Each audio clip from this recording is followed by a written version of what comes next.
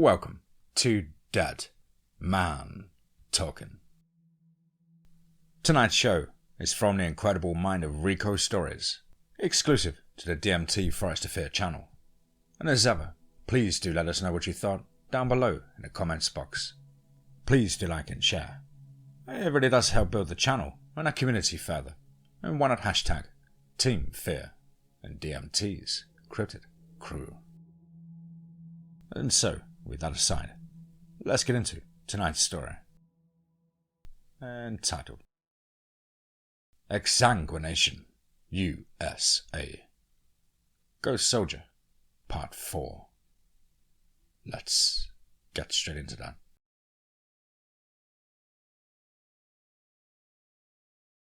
Prologue. 'Tis blasphemy to consume flesh, for it contains life's blood. Part 1. The Original Evil. The old alleys in the 7th Street district of San Francisco were dark, smelly, and creepy at 2 a.m. Many homeless people were reported to have gone missing altogether or were found in old abandoned buildings or under bridges and overpasses, exsanguinated and missing organs. A lone hooded figure limped clumsily down the alleyway from the tent village. His clothes were tattered, and he clutched a bottle of cheap wine as he stopped to urinate behind a dumpster that smelled only slightly worse than him. And seemingly unaware, he was being silently tracked and stalked by 2 dark figures wearing black clothes obscuring their faces. But unknown to these figures, his proximity senses had alerted him to their sounds and smells. And as he turned around, he was confronted by 2 faces with cat-like features, bearing long, sharp teeth and claws, who jumped upon him. They fell back onto the pile of overflowing refuse and rolled through waste as growls and hisses erupted. The commotion behind the dumpster became intense as they scratched and bit at him with a ferocious fury. Suddenly, to the surprise of the attackers, this bomb became a monster fiercer than them, and one of the dark-clad figures went flying backwards through the air. Lance Adams had released his inner beast. And sitting in an old box truck just 3 blocks away was Maggie with a 3-man team monitoring the events from a drone feed. And she shouted, "Go, go, go!" And the back doors flew open as the 3 men spread out towards the fray. Lance emerged from behind the dumpster and with his hands around a struggling vamp's neck. The other one ran straight into the 3-man team, where it was immediately hit with darts from a tranquilizer gun. And as it crumpled to the ground, 2 men bound it and put a hood over its head for transport back to the van. Team leader Staff Sergeant Doug Nix ran to the dumpster, where he found Lance with a vamp against the wall, tightening his grip around its neck. "You're gonna tell me what's going on here, or you will regret it," said Lance. The vamp spat at Lance, and then he raged, and his face contorted for a moment. He pulled the amulet from his lapel and held it to the vamp's neck as it began to heat up between his fingers. The flesh on the bloodsucker's neck began to fry as Lance pushed it into the flesh even deeper. The vamp started to scream and Lance put his fingers over its mouth. And as he pressed the point in further, the creature went limp and died.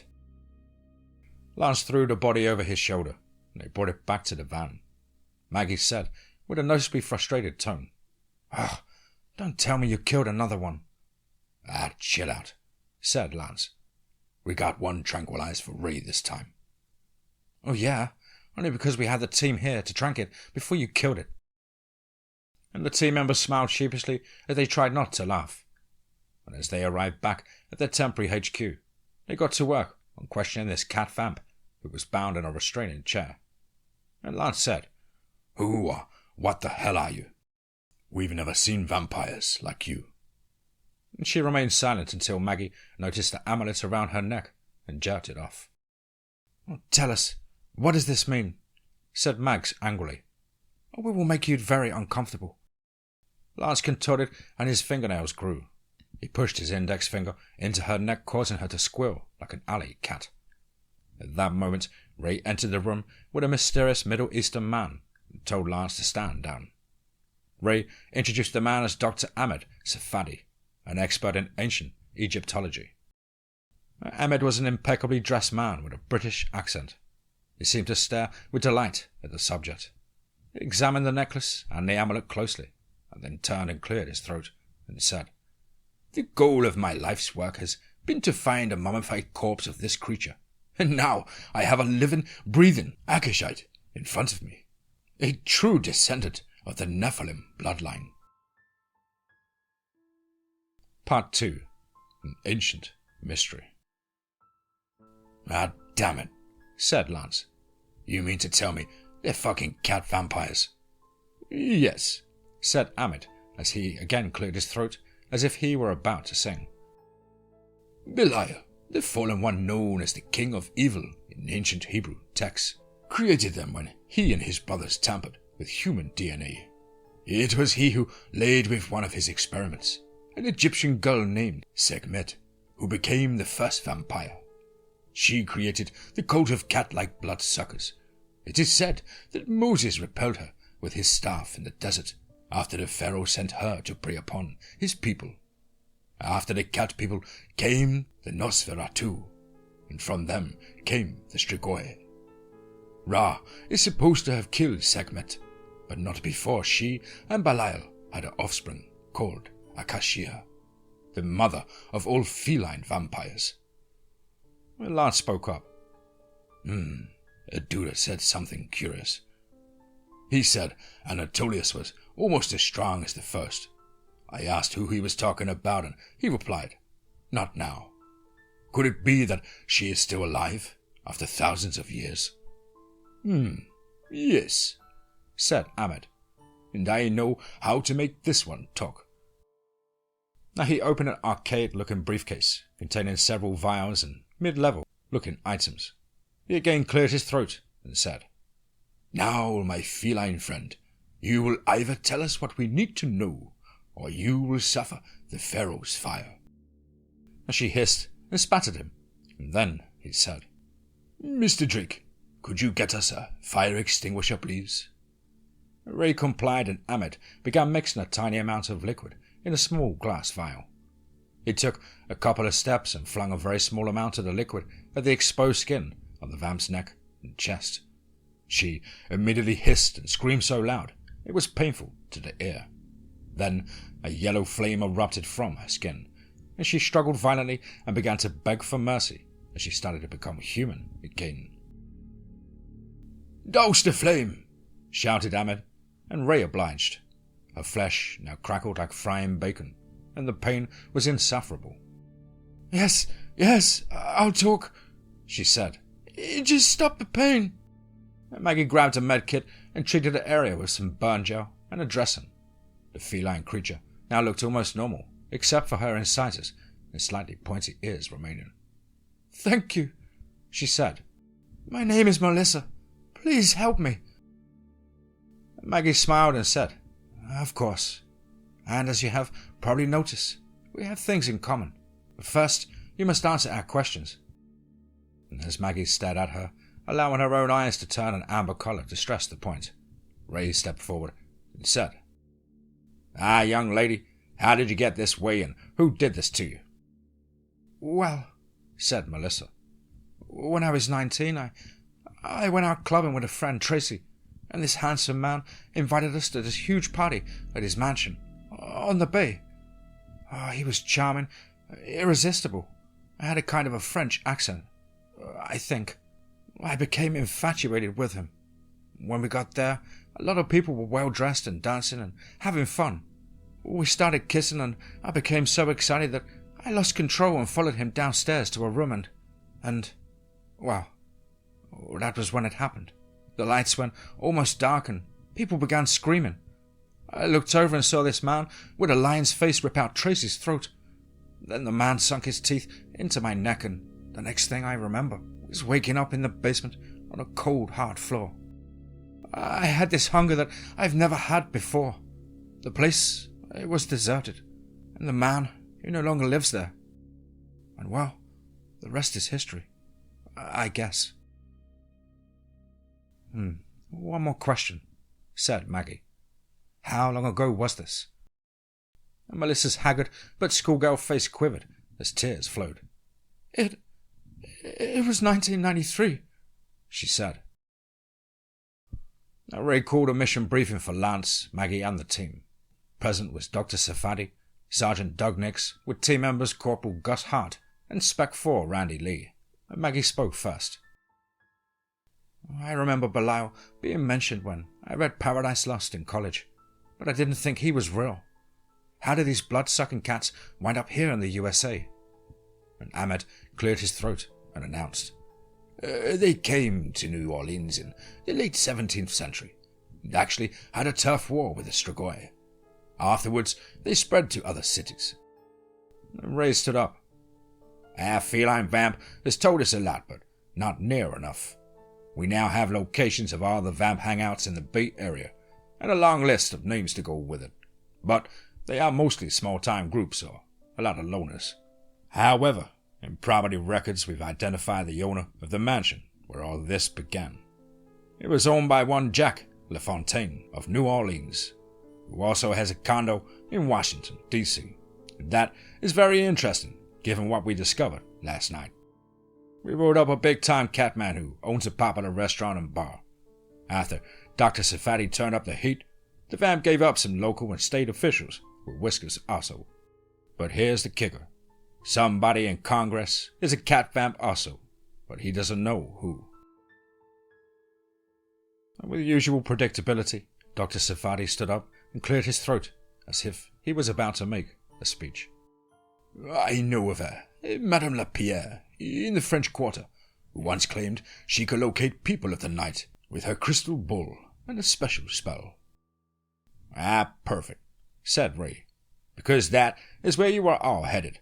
Your job is to locate this Jacques LaFontaine. Lance, said Ray, please try to get some information out of him before you kill him. Part 3. On the Trail of Blood. Let's get straight into that. The team landed at Johnson Army Airfield, Fort Polk, Louisiana, when the C-130 Rampope in the late August humidity rushed in like a slap in the face.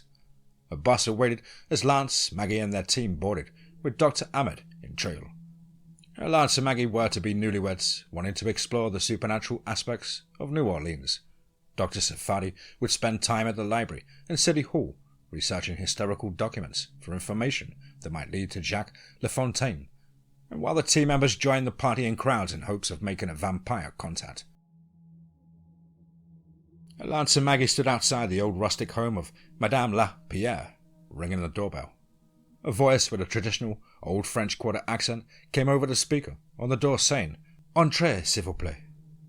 Mags and Lance stepped in a dimly lit foyer, and there behind the counter stood an old woman who looked and dressed like Maleva, the gypsy lady from the old Lon Chaney werewolf movie. How may Madame Lapierre help you, young lovers? Well, said Maggie. A friend of ours said you had a crystal ball that was amazing. The old lady smiled and nodded, motioning for them to follow. They sat at a small table in a room with dozens of candles and a variety of symbology on the walls.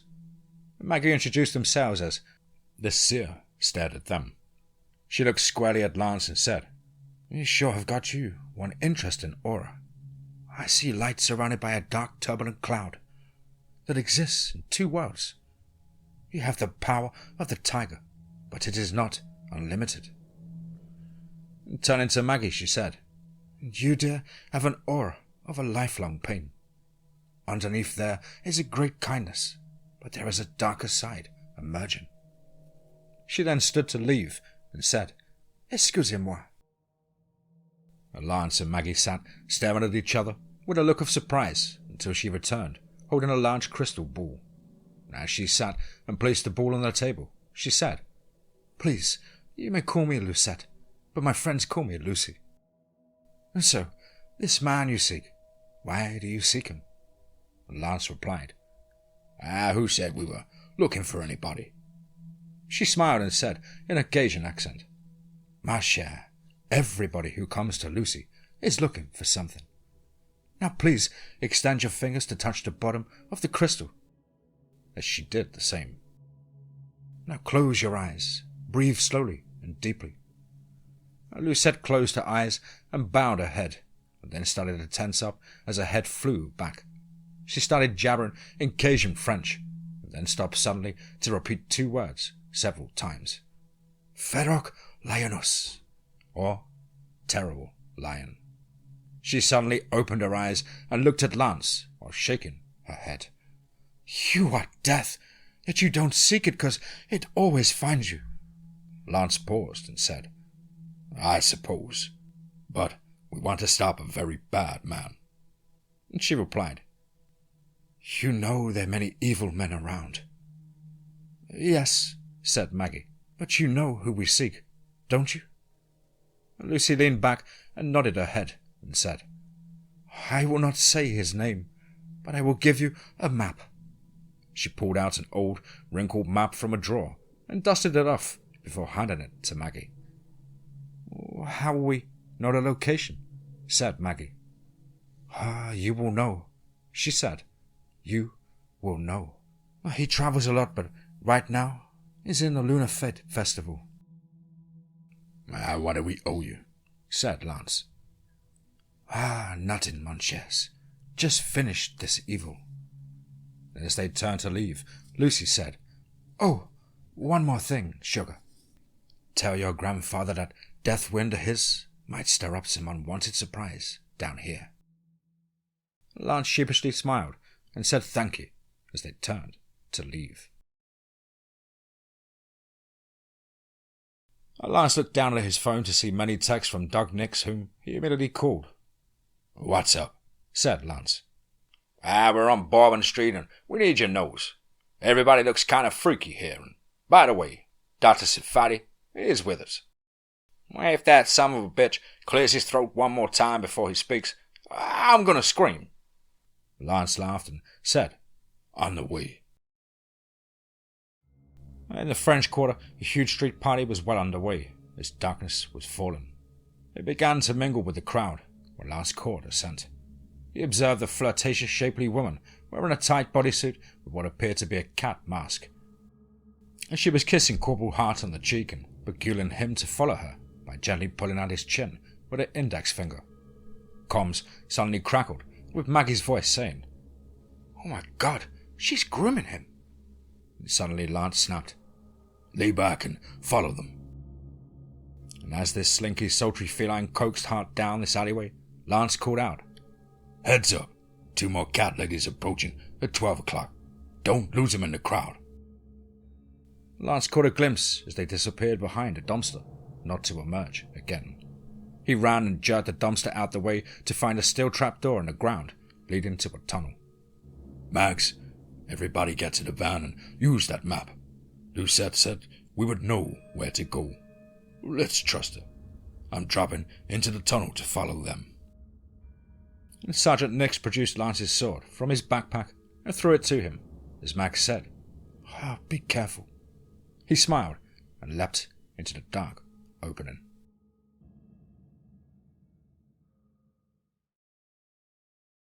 Part 4. Griff's et Sange. Claws and blood.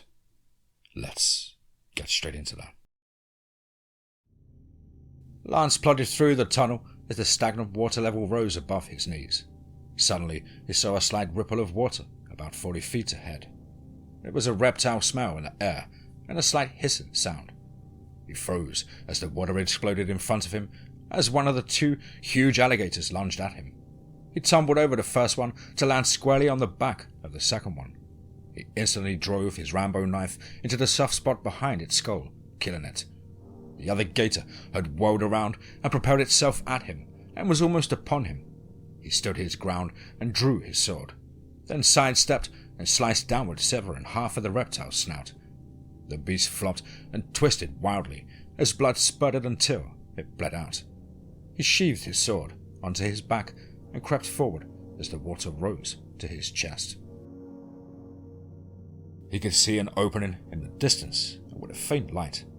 As he approached the mouth of the tunnel, he smelled blood and the perfume from one of the cat women. Then he froze in his tracks as he smelled a different scent, the blood of Corporal Hart. He emerged from a culvert and could now hear music in the distance. He was at the back of the mansion and could see a storage building in the distance.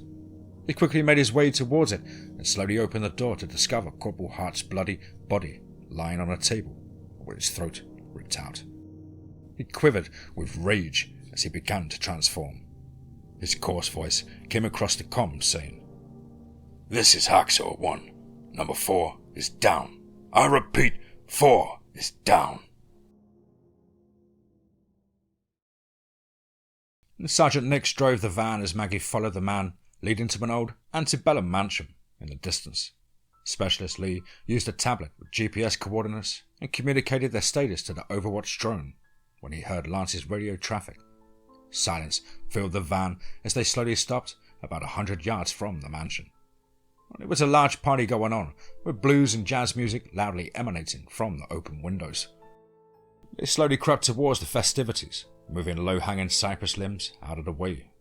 Revelers were everywhere drinking, smoking from bongs and snorting cocaine. Many wore masks and costumes, and some looked very realistic. The people dressed like cats were flirting with the party-goers, even kissing on them. Little did they know they were being groomed for their own slaughter. Maggie whispered the location of their van through her comms for Lance to hear. Their weapons concealed under their shirts, they made their way inside towards the revelers and began to mix with the crowd. The entire team, even Dr. Safari, were being stroked by a seductress with a lifelike cat costume as he nervously cleared his throat. And off to the side, sitting in a small parlour, was Congresswoman Palazzi, looking gaunt, pale and hollow-eyed, and with leathery wrinkles. One of LaFontaine's assistants approached her with a large old-style glass syringe, ready to give her an injection from behind, when Lance reached around and snapped his neck. The large syringe fell to the floor and shattered as dark liquid began to puddle. The Congresswoman desperately dove onto the floor and began trying to slurp it up. "What would I do?" she cried. "I must have it to restore my youthfulness." Lance gagged her and zip-tied her wrists to a heavy chair. And from a balcony atop a large staircase, a dark figure appeared.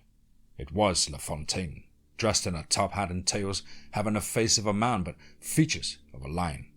He loudly announced, "Justice Belial gave me this gift. I have given it to you. Tonight we feast, and you will repay my gift by slaughtering these trespassers." Unexpectedly, Dr. Safadi spoke out loudly. "You think yourself like the lion men of Judah. They were men of honor, who did not prey upon the innocent. You are a pitiful remnant freak from the diluted bloodline of the Akashir, who would laugh you to scorn." LaFontaine was enraged and responded, "Who is this arrogant fool to dare insult me in my own abode? You and your companions reek of the Strigoi, the bastards of the vampire line. Even Nosferatu were better, purer than you. Seize him," shouted LaFontaine. "Bring him to me." LaFontaine glared at Safari and said, "How is it that you know so much?" And Safari responded, "I know that people like you can make a heaven of hell, or a hell of heaven." LaFontaine, with a wicked smile, responded, "Ha ha, yes, you quote from Paradise Lost. Now I shall show you hell." The vamps now began to reveal their true features, panicking partygoers. And as they scampered about, many were attacked and their throats ripped out. But before they could grab him, Dr. Safadi produced a large glass vial and threw it onto the floor in the middle of the room. It shattered, and a yellow cloud arose, causing the vamps in the room to choke as their eyes teared. LaFontaine screamed out, "Slaughter them, now!" And among the hisses and growls, gunfire rang out.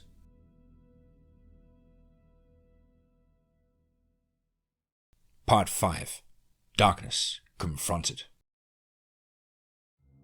Now fully transformed, Lance ran through the room, decapitating feline bloodsuckers as he made his way towards LaFontaine.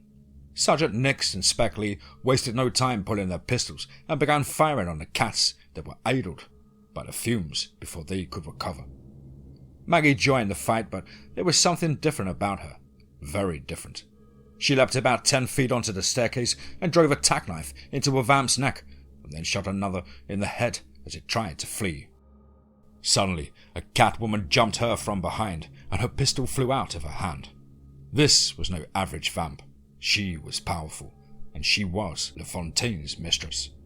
Nix and Lee continued to blast away at the cats affected by the toxic yellow fumes.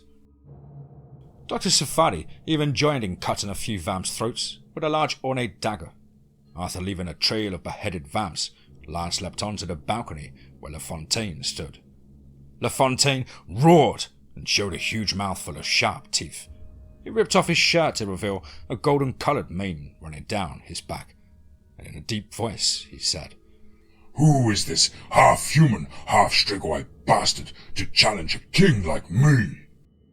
Under this estate lies a necropolis full of those upon whom we have fed, and it also includes some who died challenging me." Lance growled back, saying, "Then this is a fitting place for you to die." They charged each other and collided with a thunderous impact of claws and teeth. Maggie and the cat clashed, but she was facing a formidable foe. She advanced on her feline adversary with a large tack knife, just to be kicked down the staircase, landing at the base with a loud thud. Enraged, she jumped through the air, slamming into the cat as it leapt towards her, slashing away. Maggie suffered several gashes to her chest and back, but managed to reach around with her knife and sever the Achilles tendon on its left leg. The feline screeched like an alley cat and fell backwards, clutching her ankle.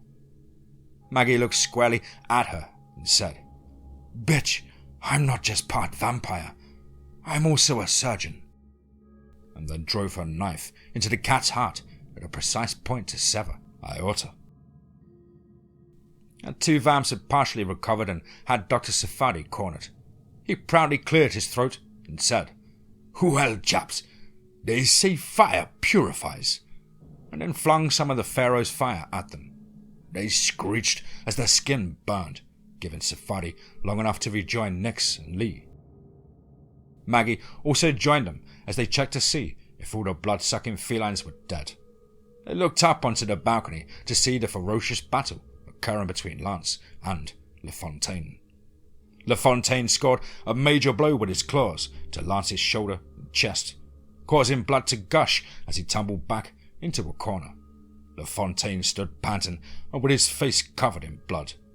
Lance crouched, catching his breath when he heard his grandfather's voice, and saw him suddenly appear directly to his left.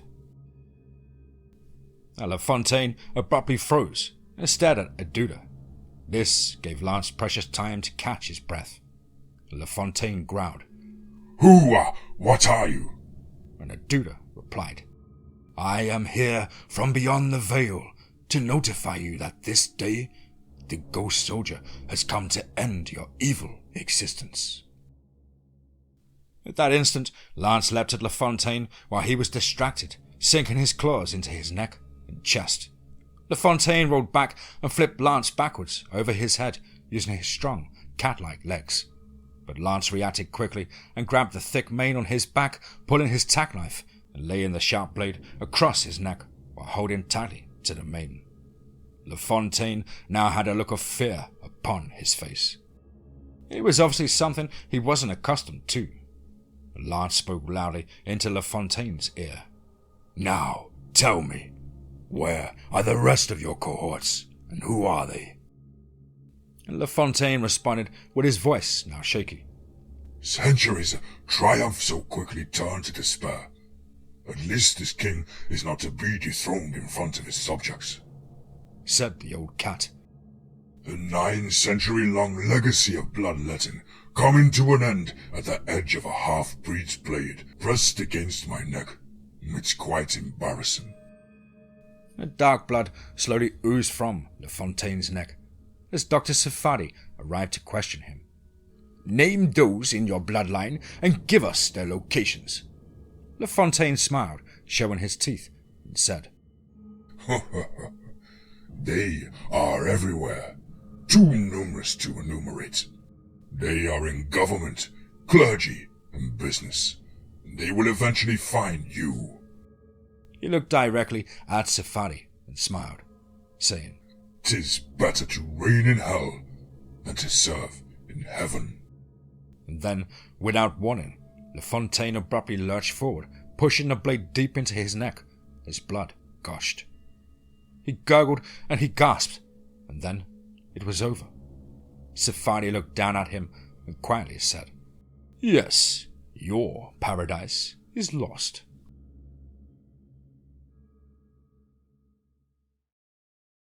Part 6. The Path from Here. Let's get straight into that. Lance was hurt badly and, as usual, had been transformed for too long. As Max tended to him, she said, "You need meds soon."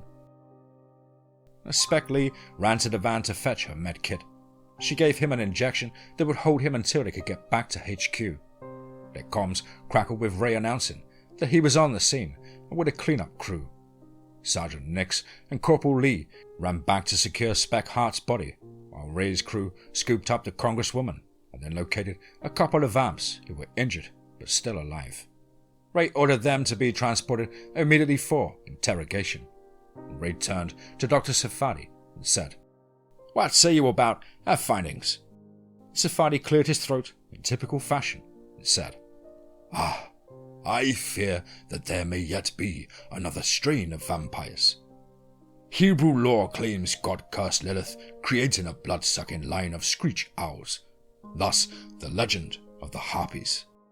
Then Moses cursed the Canaanite bloodline, supposedly creating those who consumed human flesh. What we have done here will no doubt be a serious blow to this evil, but there is much yet to be done."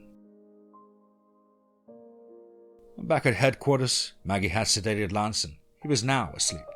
She approached Ray with a dour look on her face. Ray cocked his head with a serious look and said, "What's up?" Maggie replied, "Sadly, each time Lance stays fully transformed for long periods of time, a little more of his humanity seems to fade away, and I fear that will happen to me also." Now Ray paused for a moment, rubbing his chin, and said, Yes, there is a major decision to make. But if we are to succeed, we must penetrate business and government to ferret out these bloodsuckers. What we do from here on will come with great cost." As Safadi waited until Maggie exited the room and drew close to Ray, softly saying, "These two are sacrificing much to change the world, but I fear the world may change them first." Epilogue. Some men choose their battles. Some battles choose their men.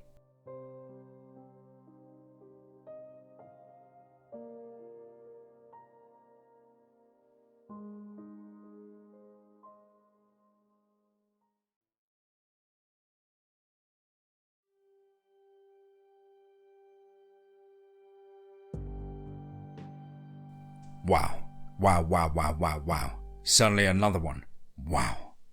Now that was absolutely show-stopping, chest-pounding, and nail-biting, all in one. And from the incredible mind of our good brother from another mother, Mr. Rico Stories. Well, Rico, what else can I say, brother? Once again, you just seem to hit the nail directly upon its head and cover just about every single bit of magic of mayhem that any legendary writer should cover. Of course, I hope you're well and happy, your family and friends alike, and I can't wait to jump into the next adventure in your back catalogue. Well, guys and girls as ever, you know the drill. Please do let us know down below in the comments what you thought. Please do like and share. It really does help build the channel and our community further. Why not hashtag Team Fear and DMT's Cryptid Crew.